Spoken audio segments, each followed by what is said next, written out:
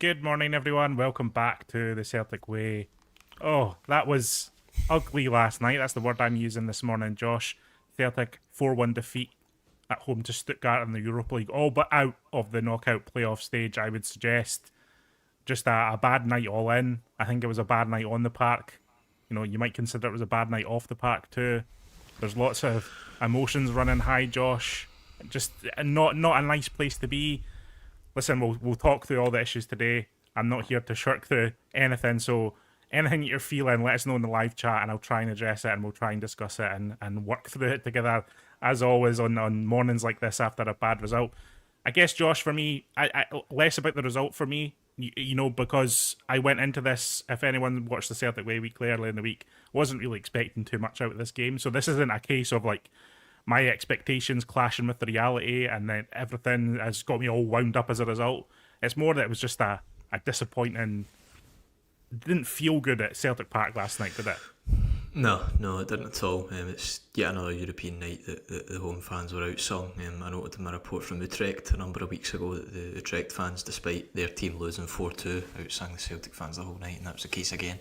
The Stuttgart supporters, I think after the three last minute goals and three victories in a row, there had been a real sense of sort of wee bit more unity surrounding Celtic than what there had been this season. Felt like the fight was fully, or at least ongoing. The illusion of it, Josh. The Illusion of unity. So that's what I'm about to go and say. Like, and then you go into last night, and it just brings you sort of back down to reality, so to speak, in the sense that it just brings to light all of the issues that you maybe forgot about during that wee period when Celtic were continually scoring at the end of games. So yeah, a sobering evening for some, but maybe for yourself, John, just bringing the issues back to light. And it just feels like there's a general sense of apathy surrounding everything after last night. It's not a nice feeling.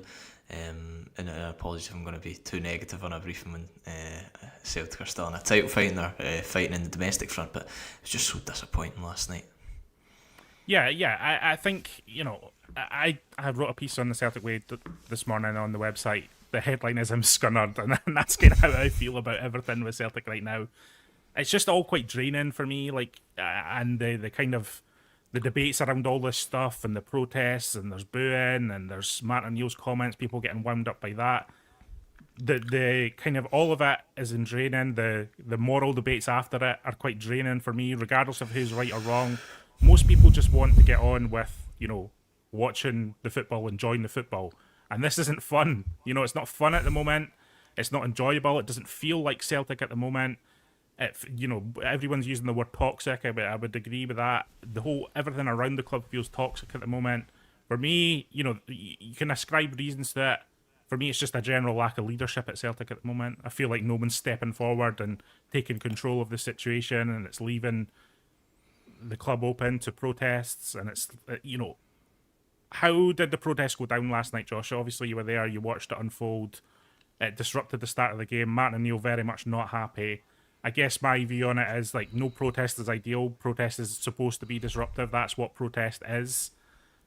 I think the club should have done more to stop this, because I think it was well signposted for weeks that disruption was planned for this evening.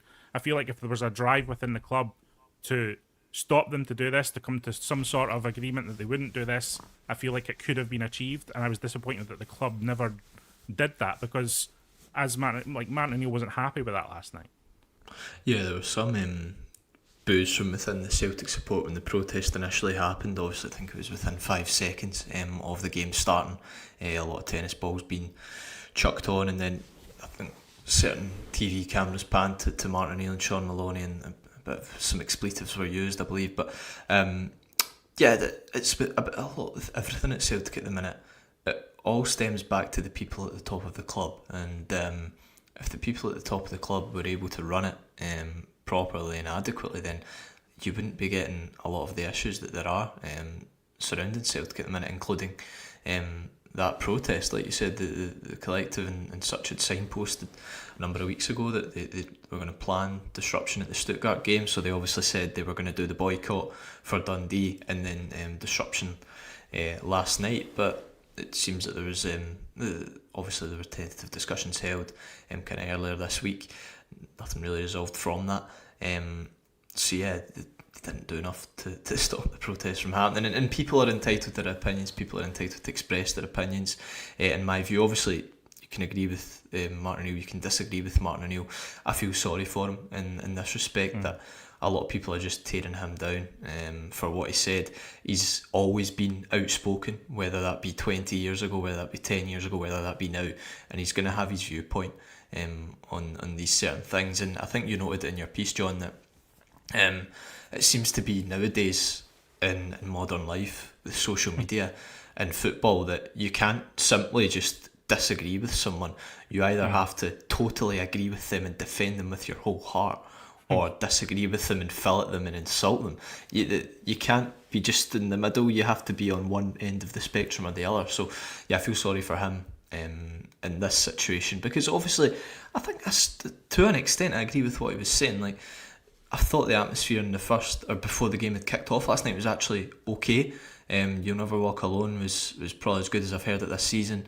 Fans were actually singing before the game, and then the tennis balls come on and it kind of naturally disrupts the flow of that atmosphere and kills it a wee bit. So I can agree with Martin to a certain extent, but obviously he said heads examined and things like that, it's never going to go down well. But I feel maybe it's just a slight overreaction to that with what some people have been saying on social media. But listen, everyone's entitled to their opinion, I guess. Yeah, and listen, look, for me, I understand why Celtic supporters are protesting right now. And that's kind of where I fall on that. Would I prefer it not to happen? Yeah. But I would argue that maybe the protesters would prefer it not to happen too. They're not doing it with badness just because they want to do that sort of action. They're trying to make a point that they don't feel the direction of the club is moving forward in an adequate direction. And that's the avenue they chose to do it. As I say, as you've said, it was well signposted that they were going to do this. The club could have stepped in to try and stop it from happening. I don't like it, but I don't like any of this around it. But at the same time, I'm not going to slaughter the fans who protested, because I think they've been driven to this point by, the kind of direction and attitudes around the club from the top down, as he said, to now. And so I'm not going to sit here and go, you guys are out of order for doing that. Martin O'Neill's looking at it from a football perspective. He's a football manager. He's looking at it from that disrupted the start of the game and he didn't enjoy that, and he's entitled to say so. I kind of disagree with the way he said it, and I disagree with Martin O'Neill, but that's fine. I'm okay with it's fine to disagree with Martin O'Neill. I still think he's doing a fantastic job at Celtic. I still think, I'm not annoyed at Martin O'Neill for expressing his opinion, even though I disagree with it. And I think that's getting lost, as you're saying, in a lot of this, is that the anger's just boiling up to a point where it's no longer sustainable, and we can't just be so reactive that we're starting to tear down Martin O'Neill, which I saw a lot of last night online, and I wasn't a fan of that at all. Because as I say, although I disagree with him, I think to expect him to fight all the fires off the pitch as well as on of it is just it's asking too much of him. He doesn't have the time to get into the weeds of all the issues and grievances that Celtic fans have with this club right now, many of which are legitimate grievances. So he's never going to be the guy to sort that out, and to expect him to sort that out, I don't think is fair. Again, the questions he was asked as well about, like, how does Celtic get back to kind of becoming a European elite team as well? That's not a question for Martin O'Neill, because he's here until May. He's a temporary manager. If you're trying to get a 5-year plan out of someone, it needs to be from someone more senior at Celtic, who seem to have run to the hills, basically, of late. Brian Wilson's kind of rattling around Celtic Park, trying to put meetings together, ostensibly with good intentions, but unable to really sort anything out. So who's actually running the show at the moment? Is it Brian Wilson? Is it Michael Nicholson? Who's there within Celtic, leading Celtic through what I would characterise as a crisis this season? Yeah, and I think the point about Martin O'Neill simply being a temporary manager is a really important one. It's like Igor Tudor has just gone in at Tottenham Hotspur, and that any Spurs fans and Spurs journalists asking him questions about the long-term sustainability of the club at an elite level, you just wouldn't ask that to him. Similarly, you shouldn't be asking these questions to Martin O'Neill, because there's no point really. It's a club where there are temporary fixes everywhere, whether that be the chairman, Brian Wilson, whether that be the manager, some of the coaching staff, 6 of the playing staff, are temporary fixes as well. So it's a club in need of fresh ideas really from top to bottom. And I mean, a year ago today, just looking at the date, there was that famous night in Munich, and the fall off that has been there in the past 12 months has just been stark. And it was just last night was another example of it. I mean, I guess my point is as well is that if people are going to start to turn against Man United, hopefully it's just gnashing of teeth last night, a lot of emotions, everyone's kind of feeling it.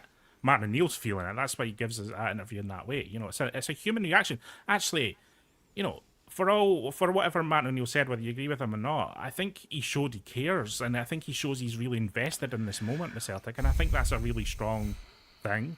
I think, if people start to turn on this team and this manager, the season is over, because that's really the only thing I feel like that can help push Celtic towards better times in the short term.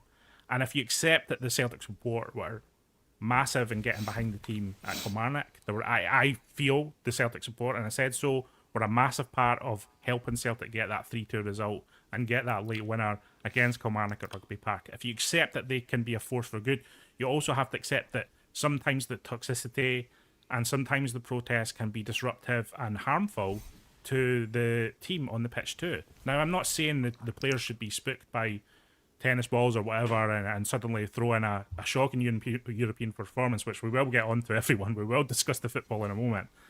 I'm saying there's different flavours to all of this, and I think the flavour where Kasper Schmeichel is being booed and kind of targeted with boos and jeers just takes a step too far for me. Now, I understand booing in football, like in the pantomime sense. You pay your money and you spill your guts and you put it all out there, and everyone's entitled to do that if they wish.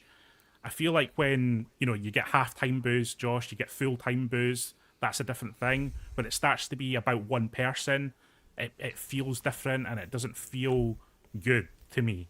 And I said this earlier in the week on 2 occasions. I think it's time for Kasper Schmeichel to come out of this team. But it doesn't need to be that ugly. You don't need to boo and jeer this guy and sarcastically cheer him. Like, if a decision is to be made, let the manager make it. You can criticise the manager if he doesn't make it. I don't think it needs to manifest itself in the way that it did last night for me personally.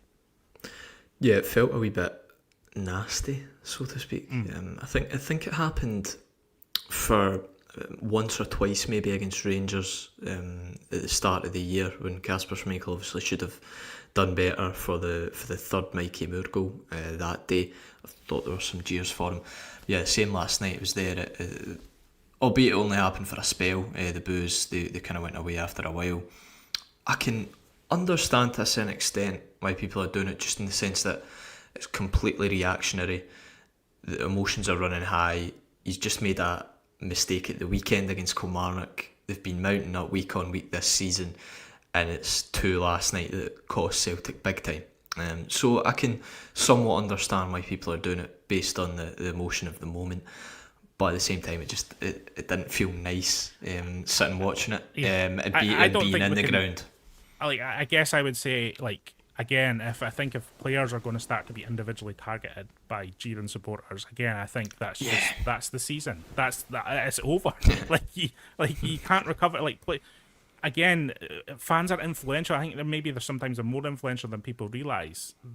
Kasper Schmeichel will be feeling terrible today. And again, I'm not excusing his performance, because, again, he was very poor, Josh. He just 2 of those goals, 2 of the 4 Stuttgart goals, I would say, were directly his fault, right? Yep. And I get it. And I know that people want him out the team. I know people are trying to send that message. But you can't...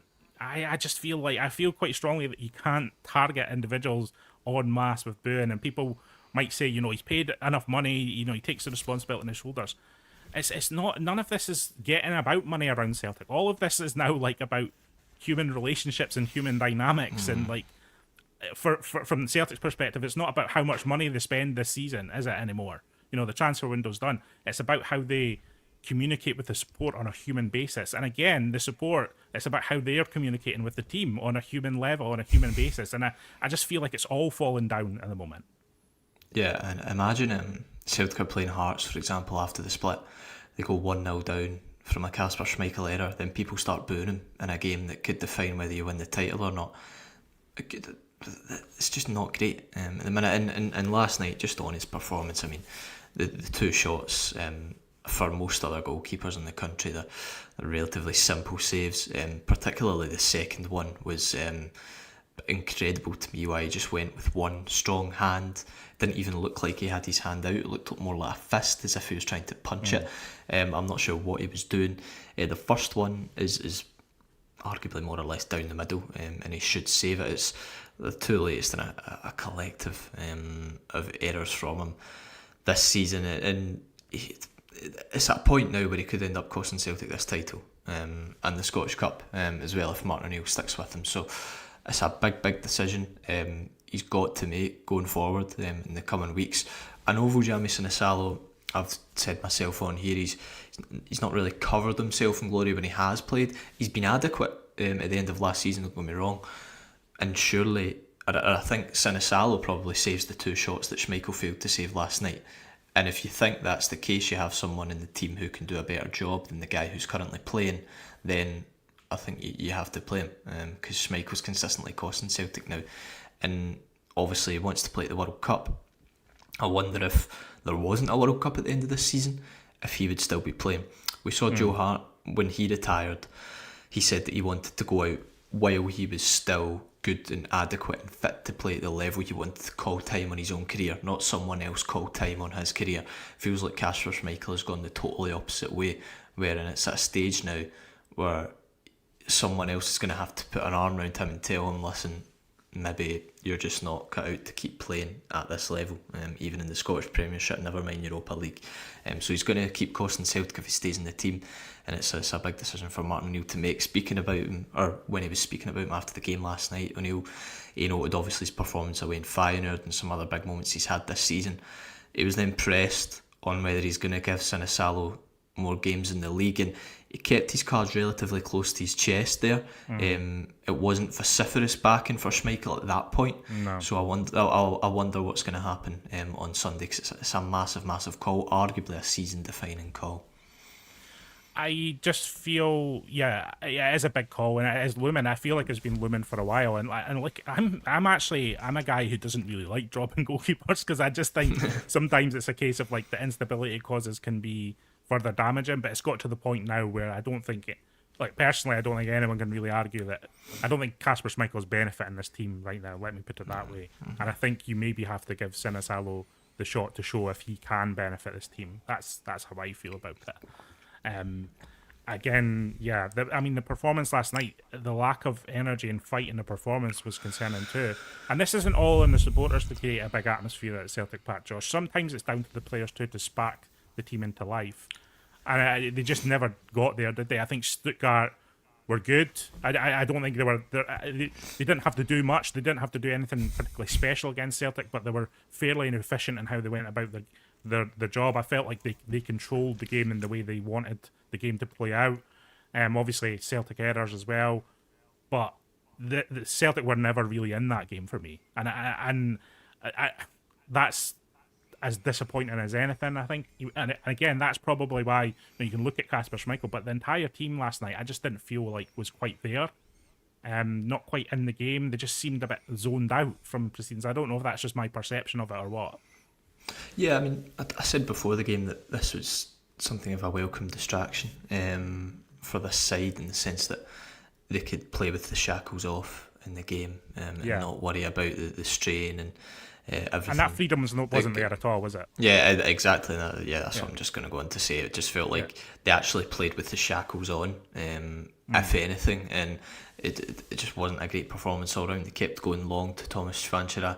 In the first half, some of his hold-up play was okay. He was getting fouled a lot. Other times, the Stuttgart players were getting in and winning the ball from him. In the second half, Celtic had a bit of dominance in the game and they had some opportunities, but that just felt like that was Stuttgart more sitting in and happy because they had the 3-1 lead at that point and they were going to go on to eventually get a fourth at the end. So maybe not so much Celtic imposing themselves in the game, but Stuttgart retreating into their shape, as we seen Roma do when they were 3-0 up at half-time against Celtic. So yeah, not a great performance, and just yet again adds to this whole sense of apathy surrounding Celtic that a year ago they're almost qualifying for the last 16 of the Champions League, and 12 months down the line they're struggling to make it into the last 16 of the Europa League. You can argue that there's a silver lining in the sense that next Thursday Martin O'Neill can go to Stuttgart, go to Germany, and just heavily rotate the side and not worry about any fatigue going into the Rangers game at Ibrox. You'll probably see people like McCowan, Kobe Donovan and that get an opportunity in that one. It'll be an Ange versus Bodo Glimt job, I think, that second leg. That's exactly what it'll be. Yeah, definitely. I mean, where does this leave Celtic for me? I guess for me, I'm looking forward to the rest of this season. I feel like the club have choices to make. I feel like Martin O'Neill has choices to make. I feel like some of the supporters have choices to make. Where I'm not expecting. I think there's been such a clamour around this word unity, Josh, and like the expectation of unity. But unity suggests perfection and like everyone's really, really together. I don't think it needs to be perfect to see through the season. I think everyone just needs to come to determination that they need to be joined up in some sense to move forward and try and park all of the rancour that has built up this season. Again, like I'm not here to wind anyone up, but the anger is just boiling and boiling and boiling, and I think it just needs to maybe just come down the level for me. I'm that's just how I personally feel about it, and I think the club need to. I think the opportunity is there for the club to try and bring people back to the table and move forward in that sense. I feel like there's been intimations from the collective that they'd be willing to do that. I know they come in with, the demands and this list of demands, etc. Listen, I think if the club showed some sort of goodwill towards supporters, towards the Green Brigade, towards whoever, I think this all could move forward positively. But likewise, I feel like supporters have a choice to make too, and how they want to back the team this season, and some of the choices they're making around that too. Is it time to park the less constructive stuff? Is it time for the collective? And again, I've been broadly supportive of the collective, Josh, but is it time for the collective to just kind of take stock of all of this, understand the situation, and focus on themselves a bit? Because I think the collective going away and coming back with like a firm structure of the collective and like really beef it up as a potential fans union, I think would be beneficial in the long term. Obviously, they're very reactive to events last night and protest actions, etc. Everything, again, seems to be reactive. I wonder if it's just worth them stepping away and considering what their purpose is as a collective, how they want to put together their own structure with internally, how they make decisions, what their leadership group looks like, and then come back maybe a little more fully formed down the road. That might be a way to go. And likewise, Martin O'Neill has decisions to make with the team. So nothing's perfect here, and there's no easy answer to any of this. I guess I'm just hoping to see. I don't want to see another repeat of last night, Josh, because I just think across the board, I think there's a lot of people who are just looking at it. Yes, they're unhappy with the board, but no, they don't feel particularly comfortable with how it is playing out with protests on the pitch. They don't feel particularly comfortable with how it's kind of manifesting itself in vocal jeering and booing in the stands, and they're not particularly happy with some of the team selection decisions of Martin O'Neill. So I think there's people who can feel all of those things at the same time, and I don't think everyone's really as opposed as it might seem, because if you defend one of these things, it's assumed that you're a supporter of the other thing, if you know what I mean. But none of it's going well at the moment, is what I would say. I don't think the protest is going well. I don't think the board's going well. I don't think the team's going well. None of it's going well. Yeah, not very encouraging, is it? When you I did say it was Scunner, Josh. I did say it was Scunner. Yeah, no, you're right. To be fair, going back to the collective, I mean, they put out a statement a couple of weeks ago, whatever it was, that they were not going to disrupt any of the league games because they understand obviously the title fight and everything, and everyone needs to get behind the team in that. So it was pretty clear that the disruption was only going to be in Cup and European games. Obviously, we know there's now only going to be one more European game between now and the end of the season. They should not, in my opinion, do any disruption in that quarter final at Ibrox when Celtic are going to have the full Broomloan stand, and they shouldn't really, if Celtic make it to the semis and the final, they shouldn't do any disruption there either, in my opinion. So there isn't really much opportunity for them between now and the end of the season to do any protest, at least at games and in the stadiums. So like you say, it maybe gives them an opportunity to go back to the drawing board. And as we all know, with any organisation in any walk of life that's just starting out, the collective's only a couple of months old, it's never going to be perfect. It's never going to be fully effective immediately and early on. So if they could go back to the drawing board, find better ways to go about their business at times and streamline that and get that more effective and working better, then yeah, certainly it probably is a welcome opportunity for them, because especially in the league between now and the end of the season, if the Celtic fans could get every game as an atmosphere like Rugby Park was at the weekend, then I think Celtic have a 5-10% more chance of being successful in lifting that title come the end of the season. So can they do that is the big question. But then it also goes back to the club and the higher ups at the end of the day, whether they're going to sanction letting the Green Brigade back in to Parkhead. That could give Celtic the extra 1% advantage they need. But also I think, there's a lot of talk about the Green Brigade and them being the ones who really get the atmosphere going at Celtic Park. It shouldn't take just a certain corner of the stadium to get things going, in my opinion. I mean, surely a lot of the other people inside, there's 55,000, 56,000 other supporters who could get things going in there, and it just seems that this season at least, it's never really, I can't recall, I've been to a lot of Celtic games at home and away this season, and especially for the home games, I can't recall one atmosphere or one game where I've come away thinking the atmosphere was electric in there today, or the atmosphere was electric in there tonight. I struggle to think of one, and never usually do you say that with Celtic. Usually every season you're having games that are in atmospheres and occasions that are so memorable, whereas now at home it just feels more or less like a morgue, and that's been noted a number of times this season. Yeah, and I guess it's really difficult. I'm kind of struggling myself today. I don't know if anyone can tell, but I'm struggling with everything around it, because as I say, I just felt none of last night was particularly constructive. Is how I would characterise it, and it's how we get back there. I think you're right. I think, listen, who brings that spark back to Celtic? Who turns the light back on? Like, it's like, who will step up and show leadership? Is it going to be Brian Wilson? Like, he's trying, but he's not been particularly effective so far, as how I would say that, being kind. Michael Nicholson, nowhere to be seen. The Desmonds, nowhere really to be seen. I don't think anyone really wants to hear from them after the AGM anyway. Who's there to kind of turn this around? It can't all fall on Martin Neil's shoulders either, and I think that's really unfair to do that, and I don't think he's in a great position to be able to talk about these long-term issues surrounding Celtic, or about any of these fans' issues at Celtic either, because as I say, he's so laser-focused on match to match and just like putting a team out on the pitch that can get results needed, that all of this surrounding Martin O'Neill is fairly irrelevant to Martin O'Neill as well. And what he says is fairly irrelevant to guiding the situation as well. Martin O'Neill's just solely focused on results right now. So where's the change at Celtic going to come? And really, when you're looking forward to the summer, etc., I really think the club are just pinning their hopes on another of these managers, these transformational managers. Brendan Rodgers sweeping in 2016, Ange Postecoglou sweeping in after the 10-in-a-row season to kind of just take Celtic on their back and try and be that kind of personality that turns everything around. But again, my argument is that Celtic can't really function like that and keep getting away with it, because competitors in Europe and increasingly in Scotland have firmer foundations towards being a successful football club than that.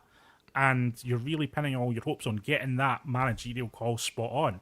And we saw this season what happens if you get it wrong. If you get the manager call wrong, you can see how quickly things can unravel at Celtic, because whoever's coming in has to take everything that we're talking about on their shoulders, unfortunately, because it doesn't seem like there's going to be, well, maybe there will be, and maybe I shouldn't second guess Celtic, but is there going to be a board refresh? Is there going to be a new chief executive? Like, we need new thinking around all of this, is what I would say, Josh. It doesn't help us in the short term, but even thinking towards the medium term in the summer, I'm not particularly feeling better about anything, which is deeply concerning.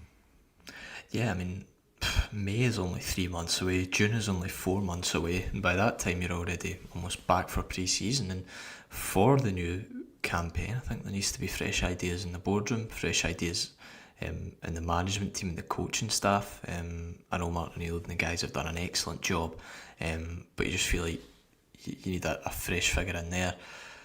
On the pitch as well, there's going to be a massive clear out and a massive turnover in that squad. It's going to be a transformational summer, at least in terms of the playing staff and the coaching staff and the manager. But at the top, you usually in these scenarios need someone to oversee such transformational change, and with the people at the top of the club, you struggle to see if that's going to happen. And like you say, it just feels like they're maybe pinning their hopes on someone like Jens Bertolascu coming in and just transforming everything, which would be a massive gamble. And whoever they're going to appoint is a massive gamble. And we've seen what happens when it doesn't pay off within 8 games with Wilfried Nancy. I mean, I think things are so bad at the minute, or so bad after last night, that I've seen a bit of Wilfried Nancy revisionism on my Twitter timeline, which took me by surprise. Yeah, I genuinely, John, I should have bookmarked the tweets, to be fair. But I've seen a few of those kinds of posts. So yeah, it's a massive summer ahead for Celtic, though. Massive. Okay, hopefully I've not ground everyone into too much of a depression this morning. Listen, that big match this weekend again, Hibs at home. I think it's maybe games at home are worrying me a little bit more right now, Josh, because I just feel like I agree. This energy around the place is not conducive towards an exciting, functional football team. And I'm worried about how everything's going to manifest itself on Sunday against Hibernian, who are not going to be an easy team to defeat. Yeah, you look at Rugby Park last weekend. I keep using that as an example because it's a really good example. Celtic are 2-0 down. The away support are vociferously backing the team, still singing songs, getting right behind them. Celtic go 2-0 down against Hibs on Sunday at home. Celtic Park's toxic, and the team are not coming back from 2-0 down. That is the difference for me. So it's yet another huge game. If Celtic slip up, then they can easily fall out of the title race. Hibs are no shakes. They're in decent form recently. They've made a couple of January signings, a couple of strikers. Young boy from Sligo Rovers and another Croatian, I believe he is. They've both come in and done pretty well, so it's going to be a tough test, as it always is, against Hibs. Hearts playing the Saturday, Rangers kick off away to Livingston the same time Celtic play Hibs, so yeah, another huge weekend really in the title race, especially because they go to Ibrox the following week. It's yet another must-win game. So a lot of soul searching, I think, for everyone to do in the coming days. The club, the supporters, the manager, myself. Maybe I need to do some soul searching. And listen, I think everyone has a role to play. I mean, again, I criticised Kasper Schmeichel earlier this week. I've criticised Kasper Schmeichel at times this season as well. I think the last thing I wanted to do was come on and just slate Kasper Schmeichel again, if you know what I mean, because I've said what I needed to say on Kasper Schmeichel. I feel like he should come out of the team. I don't know if what I'm saying about Kasper Schmeichel needs to go beyond that. I want there to be a change in goalkeeper, but again, I don't want to pile on. I don't like pile-ons, Josh, is kind of what I'm saying. And I guess we who do this and cover Celtic like this probably have to consider that too. What is a pile-on? When does a pile-on start? What is constructive criticism? What is fair criticism? Again, I don't want to shirk and not give my opinion, but I think it's just there's a lot of soul searching right now about how we talk about Celtic and move forward, because I do this as a job, but my hopes and wishes live and die with Celtic just as like many others do. I've cared about Celtic my entire life, so like I'm always thinking about, well, is the way I'm covering Celtic, is the way I'm doing this, I'm writing about Celtic, is this constructive? Is this for anyone, or am I just ranting and actually adding problems to the situation by winding people up and making people angrier about a situation that maybe even if they disagree with, they don't need to be angry. You know, are we part of the problem, Josh? No, surely not. We're not. At least we do have a bit of self. What's the word? I don't know what the word is at the end of the day. But going back to things, right? You call it how you see it, and at the moment, Kasper Schmeichel is costing Celtic on the pitch. I think that's clear to see for everyone. But I probably wouldn't worry too much about criticising people that much, John. At the end of the day, but no, listen, it's our job, as Roy Keane would say, to call it how we see it, and that's just what we do. Whether that's emotionally, whether that's we're on the highs of Celtic winning or coming back like they did against Rugby Park at the weekend. It really is a roller coaster covering this club. At the minute, there's just so much going on, and yeah, looking forward to seeing whether it's an up or down part of the roller coaster on Sunday. Yeah, so deep breaths, everyone. And again, I guess my advice would be just everyone try and have a nice weekend, but you're not pent up about Celtic. You're not stressed Yeah. out about Celtic. Sunday will come.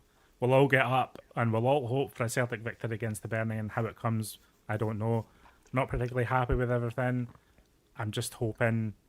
Again, you just like, and again, I don't even feel like this is really a reaction to the result last night because I didn't expect Celtic to win. But hopefully, results can kind of.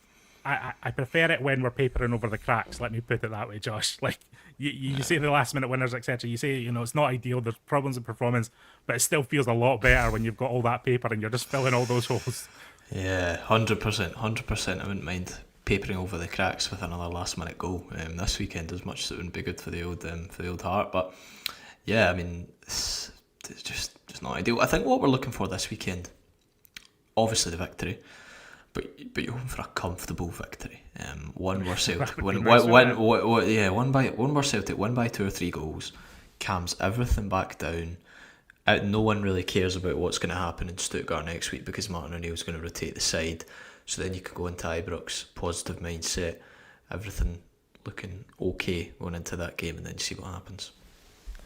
A comfortable victory at home to Hibs. Sorry, on Sunday. That would be fantastic. Listen, everyone, thank you for your live comments today. It's just been whizzing by so fast. It's a struggle to pull them in live when we're doing it like this. So apologies if we haven't got to your comments. I've seen a lot of decent points being made.